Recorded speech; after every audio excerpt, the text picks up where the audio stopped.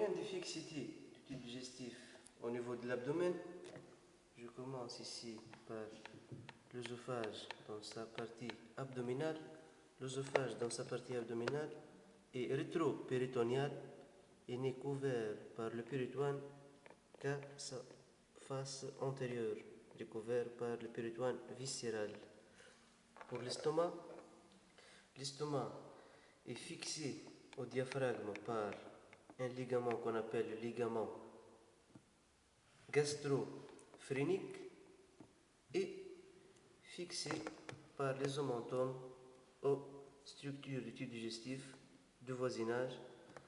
L'estomac est fixé au foie par un ligament qu'on appelle ligament gastro-hépatique ou qu'on appelle petit omenton qui présente trois parties de haut en bas, la pars condensa, pars flaccida et pars vasculosa.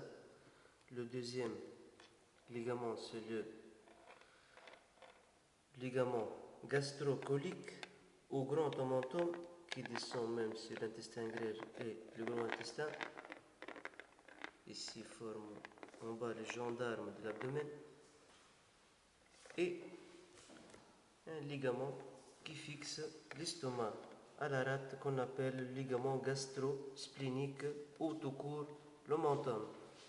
Entre ces ligaments forment avec la partie postérieure de l'estomac la bourse omentale ou l'arrière-cavité des épiplans. Ici, la rate qui est fixée à l'estomac par l'omentum ou le ligament gastro-hépatique ou le ligament gastro-splénique, malgré cette fixité, elle est constituée de tissu qui est fragile, donc en cas de traumatisme de l'abdomen, souvent il y a rupture au niveau de la rate, d'où l'intérêt de la splénectomie. On descend plus bas au niveau du tube digestif, on arrive au niveau du duodénum, qui est formé par 4 portions, D1, D2, D3 et D4. D1 est formé de 2 portions. La première qu'on appelle bulbe duodénal.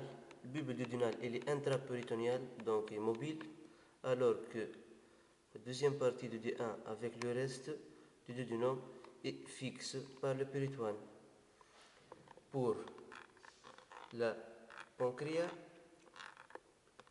est fixé au niveau de sa tête et l'isthme par ce qu'on appelle fascia de Treitz, alors que le col et la queue sont fixés par le fascia de Told. L'intestin grêle est fixé en arrière par le mésentère, ici le mésentère,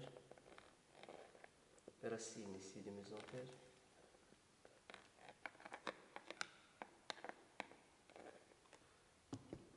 Puis, arrivons au niveau de l'appendice et cécum. L'appendice et cécum sont mobiles dans la cavité péritonéale. Ici, le côlon qui présente une division chirurgicale. Le côlon ascendant avec l'angle colique avec 2/3 de côlon transverse forme chez les chirurgiens le côlon droit avec le 1/3. Le 1/3 de transverse avec le descendant forme le côlon gauche. Ici,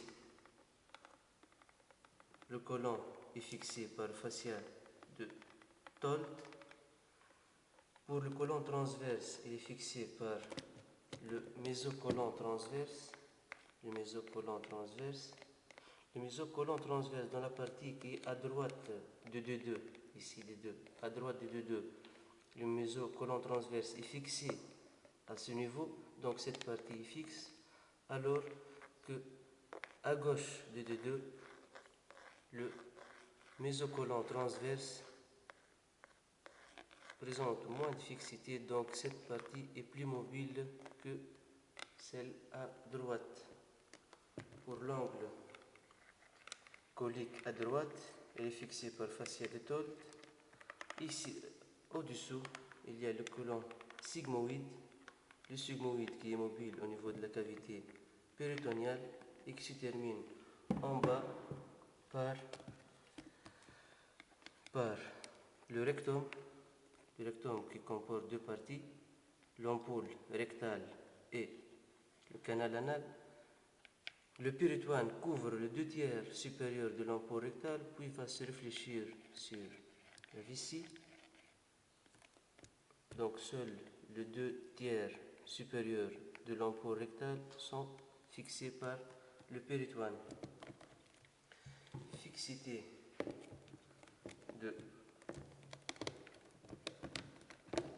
du foie, ici,